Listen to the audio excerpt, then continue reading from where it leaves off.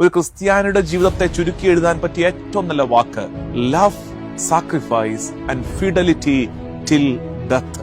രക്തസാക്ഷിയും വലിയ ദൈവശാസ്ത്രജ്ഞനുമാണ് അന്ത്യോക്യയിലെ വിശുദ്ധ ഇഗ്നേഷ്യസ്.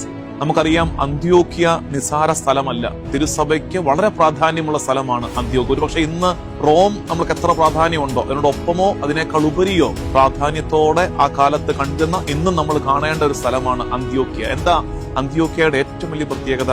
അന്ത്യോക്യയിലാണ് ഈശോയിൽ വിശ്വസിച്ചവരെ ആദ്യമായി ക്രിസ്ത്യാനികളെന്ന് വിളിക്കാൻ തുടങ്ങിയത്. പത്രോസാണ് അന്ത്യോക്യയുടെ ആദ്യത്തെ ബിഷപ്പ്. പത്രോസിന് ശേഷം രണ്ടാമത്തെയോ മൂന്നാമത്തെയോ ബിഷപ്പായി കരുതപ്പെടുന്ന ആളാണ് സെയിന്റ് ഇഗ്നേഷ്യസ് ഓഫ് അന്ത്യോക്യ.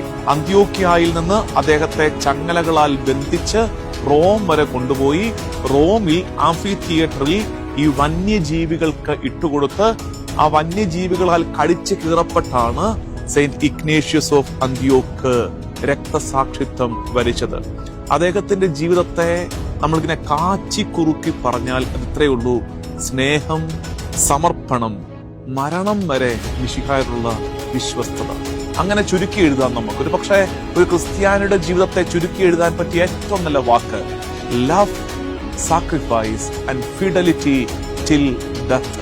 സ്നേഹിച്ചു, ഈശോയെ സ്നേഹിച്ചു, ഈശോയ്ക്കായി സ്വന്തം ജീവിതം പൂർണ്ണമായി സമർപ്പിച്ചു, മരണം വരെ നാഥനോട് വിശ്വസ്തത പുലർത്തി. സുവിശേഷത്തോട്, സുവിശേഷത്തിന്റെ നാഥനോട് വിശ്വസ്തത പുലർത്തിയ ജീവിതമാണ് Saint Ignatius of Antioch.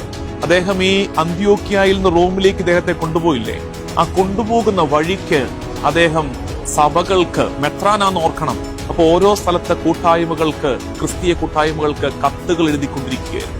7 letters of Saint Ignatius of Antioch എന്ന പേരിൽ അത് പ്രശസ്തമാണ്. ഓരോ സഭകൾക്കുമുള്ള നിർദ്ദേശം, തിരുസഭയെക്കുറിച്ച് വ്യക്തമായ കാഴ്ചപ്പാട്, ഡീക്കന്മാരുടെ ശുശ്രൂഷയെക്കുറിച്ച്, പുരോഹിത ശുശ്രൂഷയെക്കുറിച്ച്, മെത്രാന്റെ ശുശ്രൂഷകളെ കുറിച്ചൊക്കെ ക്ലാരിറ്റിയുള്ള ഒരു വിശുദ്ധൻ, ഒരു മെത്രാനായിരുന്നു സെയിന്റ് ഇഗ്നേഷ്യസ് ഓഫ് അന്ത്യോക്ക്. നമ്മൾ ഇന്ന് പരിശുദ്ധ കുർബാനയെ വിശേഷിപ്പിക്കുന്ന ഒരു പ്രയോഗമാണ് നിത്യതയുടെ ഔഷധമാണ്, മെഡിസിൻ ഫോർ ഇറ്റേണിറ്റി. അങ്ങനെ വിശേഷിപ്പിച്ചത് സെയിന്റ് ഇഗ്നേഷ്യസ് ഓഫ് അന്ത്യോക്കാണ്.